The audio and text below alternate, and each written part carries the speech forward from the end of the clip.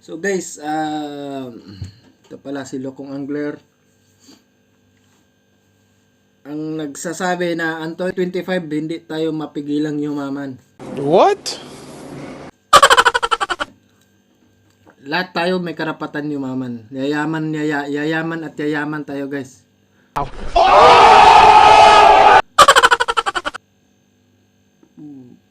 Wait lang. Yan.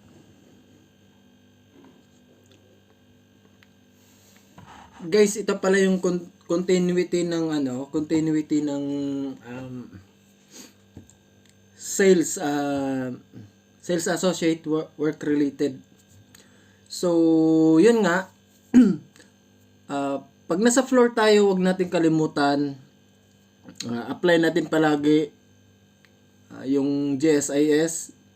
So, yung greetings, services, initiative, suggestive selling. So, ito napaka-importante nito guys, yung next natin na dapat matutunan. Training. So, yung training is provide ng company yun. Kung ano man yung training na ikakandak nila, bibigay nila. So, importante sa atin, mag-take note. Dapat may lista. I-ano mo siya, take note mo yung mga importanteng bagay kasi magagamit mo yun as material being a sales associate. So, magagamit mo yun or ma-apply mo yun sa pang-araw-araw mo. Bukod sa daily task mo, kasama naman na yun kasi yun yung trabaho mo eh. Yung paglilinis, replenishment, gawa ng report, ganon. Ang product knowledge, napaka-importante yun sa isang sales associate kasi yun yung materialis mo para ma-convince mo si customer bumili sa produkto mo or kung ano man yung brand na hawak mo.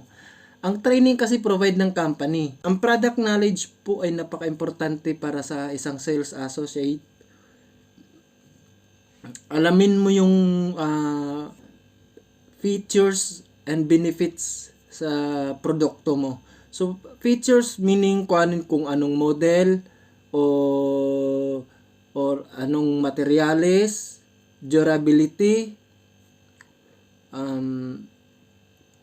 tapos yung benefits, napaka-importante nun guys kasi doon mo makukuha o doon mo makukonvince si customer para bumili sa hawak mong produkto.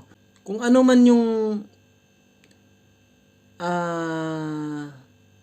nalalaman mo or natutunan sa training, dapat mo siyang i-absorb, dapat mo siyang i-take note para ma-review mo siya pagdating sa inyo, sa bahay nyo. Review mo siya, tapos demonstrate mo siya, sasabihin mo siya mag-isa. Ganon. Practicein mo yung sarili mo para hindi ka mangapa pagdating sa floor.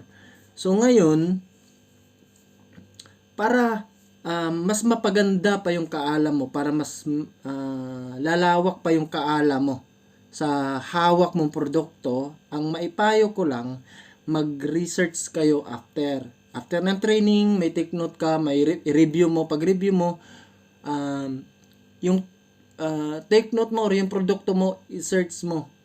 I-research mo siya. Guys, yung panahon ngayon, exploit tayo ngayon masyado sa technology or sa gadgets.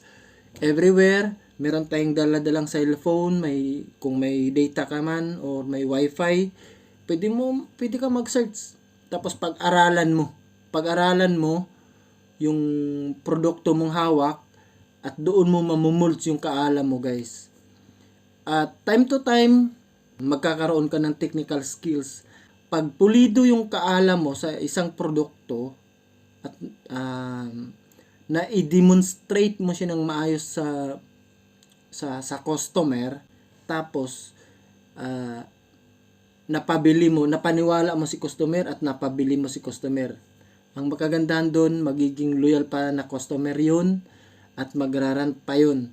Magrarant meaning, magsasabi pa yun sa mga family, relatives, friends. Mabait ka sa kanila, maayos yung pag-assess mo sa kanila. Doon pa yun bibilit, babalik yun sa inyo. Ganon yun. Ang technicalities kasi guys ng isang pagde-demo ng isang produkto is ganito yon. Ibig sabihin nun, baga bukod sa maalam ka sa isang produkto at bukod sa maalam ka sa isang produkto, ipapaliwanag mo kay customer through imagination.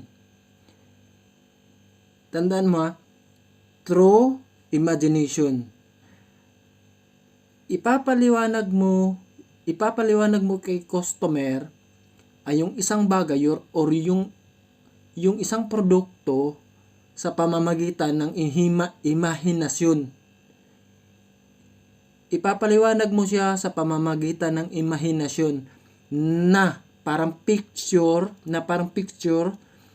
at maintindihan at maunawaan ng buo ni customer from features and benefits para maintindihan ni customer. Tapos, para makuha mo pa yung loob ni customer, gagamit ka ngayon ng celebrity or yung model ng produkto nyo. Ganun yun. Tandaan mo na mas marami sa atin or karamihan sa atin is humahanga tayo sa mga celebrity or sa mga iba-ibang mga famous na mga tao. Doon natin mas lumalaki yung chances natin mapabili natin si customer. Ang paliwanag ng isang technical skills, ipaliwanag mo kay customer yung isang produkto gamit ang imahinasyon na parang picture. So, para maintindihan ni customer, ganun ang technicalities. Hindi ka matatawag na technical ka if yung kaalam mo is nandoon lang.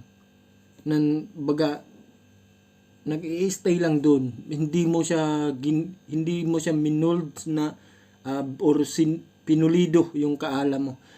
Minsan kasi yung product knowledge kasi sinasabi lang natin meron tayong ganito ganyan. Tapos ang iniisip natin magaling ka na. Hindi yung ganun. Walang ganun. Hindi mo matatawag na technical ka, meron kang technical skills kung yung kaalam mo is nandoon lang. So sa kahit anong produkto kasi guys, ang labanan is technology. Tandaan mo, lahat ng bagay ngayon, pinag-uusapan is technology. Yun. Kung mamumolds mo yung kaalam mo or mamumolds mo yung technicalities mo, ma-improve mo yun, mahasa mo yun. Guys, maniwala kayo sa hindi, kahit anong bagay yun, kaya mong ibenta. Yun. Kahit pakalabaw ng kapitbahay niyo yan, ibenta mo. Or kapitbahay mong marites, ibenta mo na.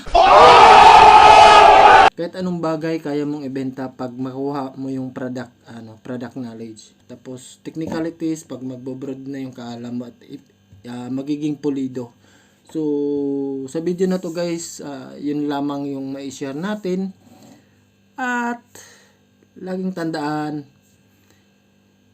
na ang buhay ay buhay lang.